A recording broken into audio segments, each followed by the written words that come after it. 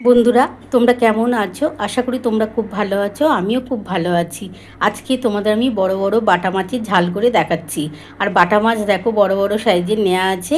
আর এটা ঝাল করার জন্য আমি দেখো সর্ষে নিয়েছি, কাঁচা লঙ্কা নিয়েছি, পেঁয়াজ আছে, ধনেপাতা, টমেটো। এটা দিয়ে কিন্তু আজকে বাটা মাছের ঝাল করছি। আর একটু ঝাল ঝাল করেই করছি বন্ধুরা। দুর্দান্ত খেতে লাগবে। বাটা মাছ এমনিতেই খুবই মিষ্টি মাছ, খেতে কিন্তু দুর্দান্ত লাগবে। আর তোমরা যদি এরকম সর্ষে, ধনেপাতা, টমেটো দিয়ে, পেঁয়াজ দিয়ে বানাও তাহলে কিন্তু দুর্দান্ত খেতে লাগবে। চলো বন্ধুরা, আমি মশলা কি বাটছি দেখে নাও। আমি মশলা সর্ষে আর টমেটো কিন্তু একসাথে বেটে নেব। আর কিভাবে করব তোমরা অবশ্যই দেখতে থাকো। বন্ধুরা দেখো, বাটা মাছের ঝাল করার জন্য সর্ষে আর টমেটো আমি কিন্তু বেটে নিচ্ছি। আর এর মধ্যে একটু সামান্য নুন দিয়ে দিচ্ছি। বন্ধুরা দেখো, সামান্য অল্প একটু নুন দিয়ে আমি কিন্তু সর্ষে আর টমেটোটা বেটে নিচ্ছি। এবার কিভাবে করব তোমরা অবশ্যই দেখতে থাকো। বন্ধুরা দেখো, আমি কিন্তু কড়া বসিয়ে দিয়েছি। কড়ার মধ্যে সর্ষের তেল দিয়ে দিয়েছি। তেলটা গরম হলে আমি বাটা মাছগুলো ভেজে তুলে নেব। তারপরে কিভাবে করব তোমরা অবশ্যই দেখতে থাকো। বন্ধুরা দেখো, আমার কিন্তু বাটা মাছের ঝাল করার জন্য সর্ষে আর টমেটো আমি কিন্তু বেটে নিয়েছি। আর এর মধ্যে সামান্য নুন দিয়ে বেটেছি, তাহলে সর্ষেটা তেতো হবে না, তার জন্যে। বন্ধুরা দেখো, আমি কিন্তু বাটা মাছের মধ্যে কিন্তু নুন আর হলুদ ভালো করে মাখিয়ে নিচ্ছি। আর ওদিকে কিন্তু আমার তেল গরম হয়ে গেছে। আমি কিন্তু বাটা মাছগুলো ভেজে নেব। বাটা মাছ খেতে কিন্তু দারুণ লাগে। আর খুব টাটকা কিন্তু বাটা মাছটা দেখো বন্ধুরা, বেশ বড় বড় বাটা মাছ, তো দারুণ খেতে লাগবে। আমি বাটা মাছগুলো ভেজে তুলে নেব। তারপরে ওই তেলের মধ্যে আমি প্রথমে কিন্তু পেঁয়াজটা দিয়ে দেবো। আমি কিন্তু ছোট ছোট দুটো পেঁয়াজ কুচিয়ে রেখেছিলাম, সেই পেঁয়াজটা দিয়ে দেবো। পেঁয়াজের সাথে আমি কিন্তু নুন দেবো, হলুদ দেবো, সামান্য অল্প একটু চিনি দেবো। তোমরা দেখতে থাকো আমি বাটা মাছের ঝালটা কিভাবে করছি। আর একটু ঝাল ঝাল করেই করছি। দেখো, আমার কিন্তু তেলটা গরম হয়ে গেছে। এবার বাটা মাছগুলো আমি দিয়ে দিচ্ছি। কড়ার মধ্যে ভেজে নেবো।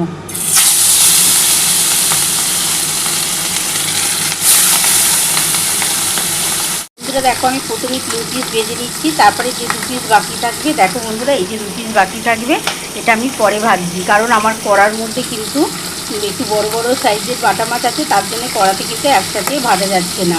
প্রথমে আমি 3 পিস ভেজে তুলে নেবো, তারপরে এই 2 পিস ভেজে তুলে নেবো। তারপর কিন্তু আমি রেসিপিটা করবো। বন্ধুরা দেখো, আমার 1 পিস হয়ে গেছিলো বলে আমি কিন্তু উল্টে দিয়েছি। এবার 3 পিস মাছ ভাজা হয়ে গেলে আমি তুলে নেবো। আর যে 2 পিস থাকবে বন্ধুরা, সেটা আমি ভেজে নেবো। বন্ধুরা দেখো, আমার কিন্তু 3 পিস মাছ ভাজা হয়ে গেছে, আমি তুলে নিয়েছি। আর এই যে দেখো বন্ধুরা, আর 2 পিস আছে, এটা ভেজে নিব, নিয়ে তুলে নেবো। তারপরে কিন্তু আমি রেসিপিটা শুরু করছি। দেখো, আমার কিন্তু 1 পিস হয়ে গেছিলো বলে আমি কিন্তু উল্টে দিয়েছি।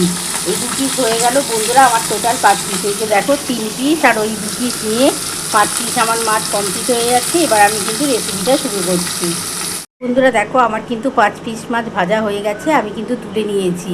এবার দেখো, যে তেলটা রয়েছে সেই তেলটার মধ্যে আমি কিন্তু প্রথমে কিন্তু পেঁয়াজটা দিয়ে দিচ্ছি। আমার কিন্তু 2খানা পেঁয়াজ আছে কোচানো।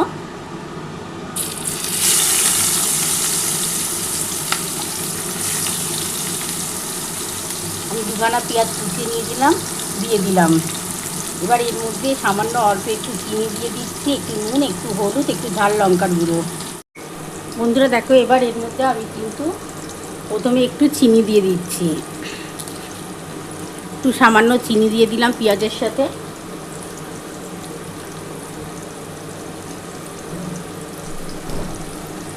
একটু সামান্য এখন একটু হলুদ দিয়ে দিলাম।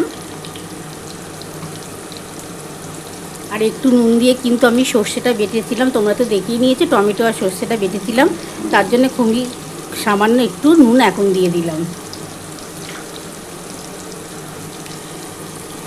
আর 1 চামচের মতো হলুদ দিয়ে দিলাম।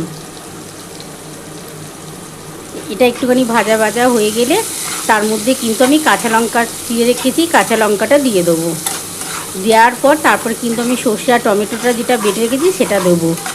আর নামাবার আগে অবশ্যই ধনেপাতা দেবো। বাটা মাছে একটু ধনেপাতা দিলে খেতে কিন্তু দুর্দান্ত লাগবে। আর একটু ঝাল ঝাল করে করব বন্ধুরা।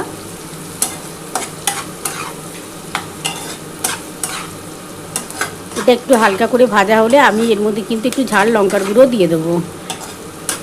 আমি ওই বড় চামচের 1 চামচ ঝাল লঙ্কার গুঁড়ো দেবো। একটু ঝাল ঝাল করেই করছি বন্ধুরা।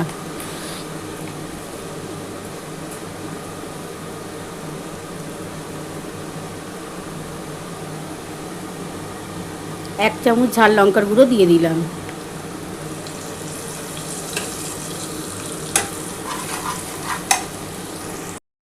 বন্ধুরা দেখো, ঝাল লঙ্কার গুঁড়োও দিয়ে দিয়েছি। তাহলে এর মধ্যে আমি হলুদ, নুন, একটু সামান্য চিনি আর ঝাল লঙ্কার গুঁড়ো সব দিয়ে ভালো করে পেঁয়াজটা একটু ভাজা ভাজা হয়ে গেলে আমি যে মশলাটা বেটে রেখেছি সেই মশলাটা দেবো। আর এই যে কাঁচা লঙ্কাটা দিয়ে দিচ্ছি। এই যে কাঁচা লঙ্কা দেখো আমি ভেঙে রেখে দিয়েছি, কাঁচা লঙ্কাটা দিয়ে দিলাম।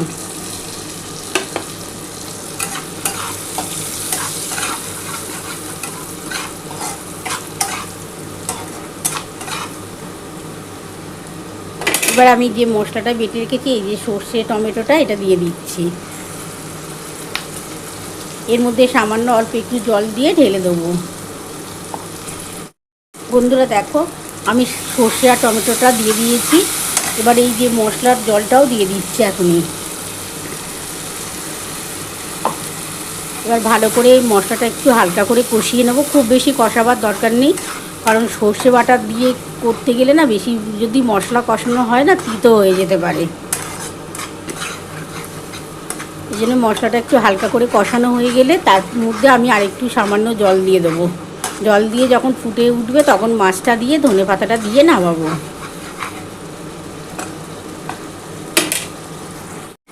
বন্ধুরা দেখো, খুব ভালোভাবে কিন্তু মশলাটা কষানো হয়ে গেছে। এর বেশি আর মশলা কষাবার দরকার নেই, কারণ সর্ষে বাটা বেশি কষালে কিন্তু তিতো হয়ে যাবে।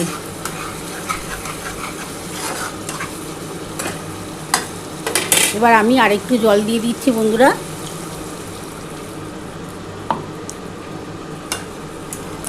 ঝোলটা যখন একটু ফুটে উঠবে তখন আমি কিন্তু মাছগুলো দিয়ে দেবো। দিয়ে যখন মাছটা ফুটে যাবে তখন ধনেপাতাটা দিয়ে নামাবো। আমি কিন্তু একটু ঢাকাটা দিয়ে দিলাম।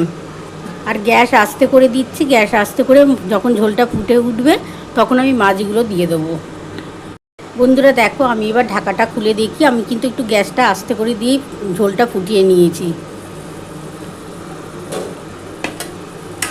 দেখো, আমার কিন্তু ঝোলটা ফুটে গেছে। আমি কিন্তু এবার মাছগুলো দিয়ে দিচ্ছি।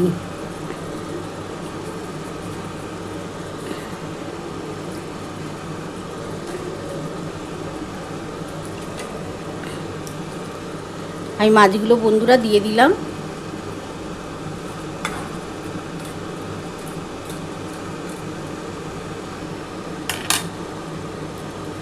আর ওপর থেকে এই যে ধনেপাতাটা দিয়ে দিচ্ছি।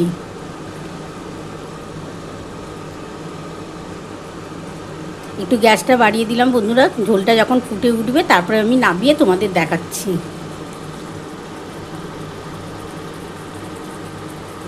বন্ধুরা দেখো, আমার কিন্তু মাছটা, বাটা মাছের ঝাল নামিয়ে নিচ্ছি। দেখো, আমার বাটা মাছটা হয়ে গেছে। এবার আমি কিন্তু নামিয়ে নিচ্ছি, নামিয়ে তোমাদের দেখাচ্ছি।